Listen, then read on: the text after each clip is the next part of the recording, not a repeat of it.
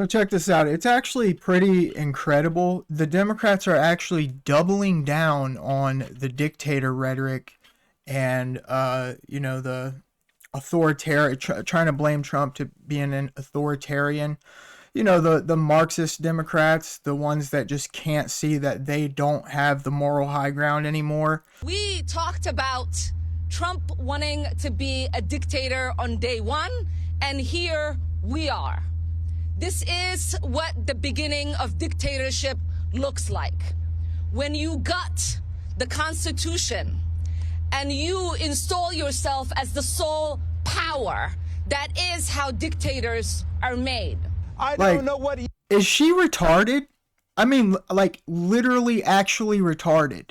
When you install yourself, does she not know that half the American people, over half the American people, voted for Donald Trump to do this, to smash their dictatorship, their liberal uniparty establishment, Marxist dictatorship that they've been running for the last 4 years under Biden? Now that it's time to smash that, here they are with their it's actually incredible how deranged these people are. Listen to Jamie Raskin, who Tim Walz says is the smartest person in Congress or Senate or whatever he's in. Elon Musk's motivations are. I don't know what his purposes are, but they've got nothing to do with what has been lawfully adopted by the people of the United States of America through the Congress of the United States. We're going to defend U.S. aid all the way. Look at all the bobbleheads in the background. First of all, It's truly astonishing, man, how absolutely incredibly deranged these people are. If I had a bunch of pet projects and special interests that I was involved in, I'd be pissed off if you cut it off too, and that's what's happening here. Trump is breaking up their dictatorship and they're not happy about it. So, I mean, I wouldn't be either, but this has got to happen. It's got to go. I wrote my first article on X. You guys can go check that out. It's under articles. If you go click on my, don't make fun of me. It is my first article, but it's about this whole USAID situation. So the USAID .gov website has been completely wiped from the internet. But if you use the Wayback Machine and go and look at some of the older versions of that website, you could still see some of the things that we were promoting. It's like, advance the media. None of it made any sense. It was like super vague, ignorant type things to promote an inclusive and fair media in Syria so that the Syrian people can get a more balanced view of, it's just, and a bunch of nonsense like that. Just list of things that you read and you're like, that doesn't even make any damn sense. And they're getting money for that. $200 million to Venezuela and we don't even know what they did with the money. Literally, America's literally passing out money to all these different special interest groups. And now the Democrats want to stop it from happening. This is the problem here is it's been, we're kind of confronting it now that we have a much, much bigger problem than we actually thought here in this country. Like we thought that they were going to the Democrats were going to move back to the middle and abandon this woke progressive tirade that they've been on. But no, that's not what happened. They have completely doubled down.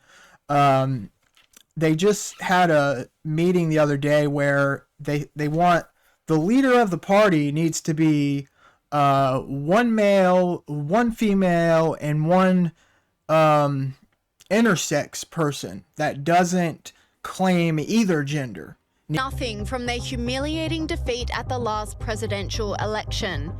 We saw history repeat itself at the weekend, where a DNC official demanded that a non-binary person be voted into the vice president position of the organization. The rules specify that when we have a gender non-binary candidate or officer, the non-binary individual is counted as neither male nor female, and the remaining 6 offices must be gender balanced. With the results of the previous 4 elections, our elected officers are currently 2 male and 2 female. He's doing good right now. Gender balance, we must elect 1 male, 1 female, and 1 person of any gender. So again, this is what we have to do for this vice chair race. We have to elect 1 male, 1 female, and 1 person of any gender. To ensure our process accounts for male, female, and non-binary candidates, we conferred with our RBC co-chair, our LGBT caucus co-chair, and others to ensure that the process is inclusive and meets the gender balance requirements in our rules. To do this, our process will be slightly different than the one outlined to you earlier this week, but I hope you will see that in practice it is simple and transparent. The order of balloting is designed to ensure equal access to the ballot, regardless of gender identity. As we must elect a candidate of any gender as well as 1 male and 1 female vice chair, we will first ask members to elect a candidate of any gender on the first ballot. Any candidate, male, female, and non-binary, can be elected on that ballot. After a candidate is elected on the first ballot... Like, are they fucking serious? This is unbelievable. This is the DNC 2024 convention. And this is the nonsense that they're up to, that they're worried about right now. I don't care. Keep doing it. They're trying to lose the next, like, 3 elections if they keep this shit up. We'll have 1 officer of the 3. So then we will know which position is filled of the 1 male, 1 female, and 1 vice chair of any gender. Our second ballot would also be for a candidate of any gender. Then our third ballot will be the 3rd position that is remaining based on the 2 results. And if this flame can't do that, can't pronounce this, can't figure this garbage out, could you imagine somebody like me up there trying to read this? It would have been straight gobbledygook. Either a male candidate if a candidate that is not male has not been elected, or a female candidate if a female has not been elected. They are still going. The confused diatribe. 3 minutes, a whole 3-minute diatribe about the type of gender of the persons they need to elect. This is mind-boggling. But that's how out there the current Democrat Party is. We have been people like me, who they call far-right extremists, we're just telling the truth, have been trying to tell people how just far out there the current Democrat establishment is. And it's worse than anybody ever expected. The tribe was mocked relentlessly by online commentators. Oh, it gets worse. With this person saying, DNC chair gets confused by his own party's rules for their gender balance provisions, has to hand over the mic to someone else who also can't explain it during leadership voting. This is absolutely insane. This party has learnt nothing. They have learned nothing, agreed. and they are willing to die on this progressive hill. They're not going to give this up. Like they need a serious wake-up call in order to snap back to reality. I don't think it's going to happen. I think we are literally France right now. Like, you know, Hitler is like crossing into Europe, about to attack the entire region and take over all of Europe. And France is just like, maybe we should disarm instead of making weapons and stuff. Maybe we should disarm and maybe that'll somehow help. It's just complete idiocy coming out of this party. And this is the leaders saying, I was 40 minutes into the strangest SNL skit I had ever seen before I realized I was watching the DNC leadership elections.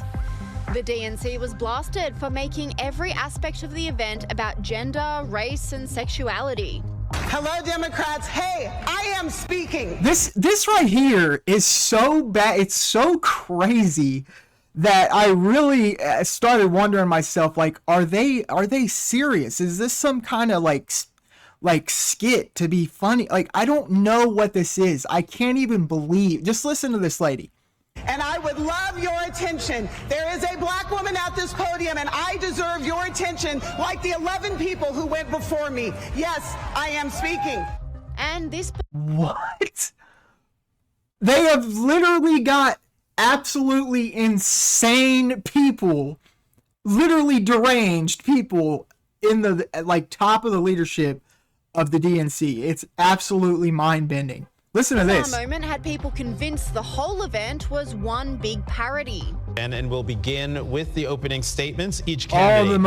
All the most deranged people on MSNBC right here. This lady like literally started crying about her daughter when Donald Trump won the election. She's like, I just wish I had better news to go back and tell my 7-year-old daughter. It's like, lady, your 7-year-old daughter gives a zero who won the election, you deranged idiot. Like, but this stuff gets worse, man. We'll have 30 seconds, and we'll start with Dr. Quintessa Hathaway. Their own party is turning on them. Everybody here in the crowd are like screaming at them and stuff about how insane they are. And they just try to continue as if nothing's even happening. Dr. Quintessa has got something to say, though. Good evening, everyone. It is my desire to be the next DNC chair. And I just want to give you all a little bit of something that's been on my heart here over the last couple of days. You fight on, you fight on. You fight on, you fight on. Unbelievable. The chosen vice president Then they choose this guy as their president speaker or whatever. was David Hogg, a far-left anti-gun activist. Another retard, in other words. Ready to go on the offense? Yeah! Are you ready to go on the offense? Yeah! We have to Look at win this back guy. our young people. I am the I bet he knows the name of every single Black Panther Party person from the 1960s. I mean, you could just see it all over him. Another radical. This is mind-bending stuff here, you only guys. candidate in this race for any of these positions that is under 30.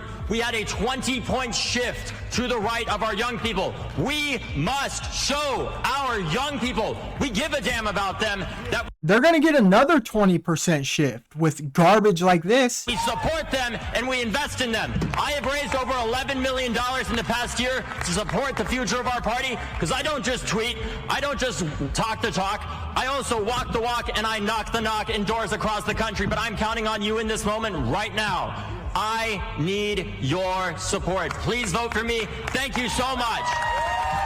I just couldn't help but think dirt to dirt the whole time he was talking. The DNC elected David Hogg, the human equivalent of a participation trophy, Right. as co-chair to win the elusive youth vote.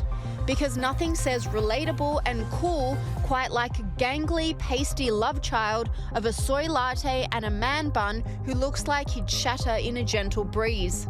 The DNC event gave an interesting insight into the mindset of the Democrats following a No, it didn't give an interesting insight.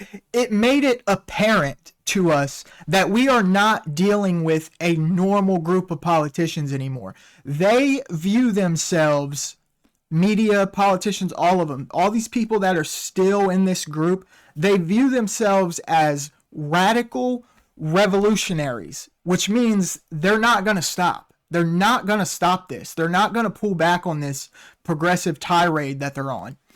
thumping election loss last year. It seems they're still not getting it and blaming racism and misogyny for their defeat. In this round, so I'm going to have a show of hands. This guy, man. How many of you believe that racism and misogyny played a role in Vice President Harris's defeat? Every hand will go up. Oh God. They're out of they've lost it completely. They have been completely subverted by the communist Marxist agenda.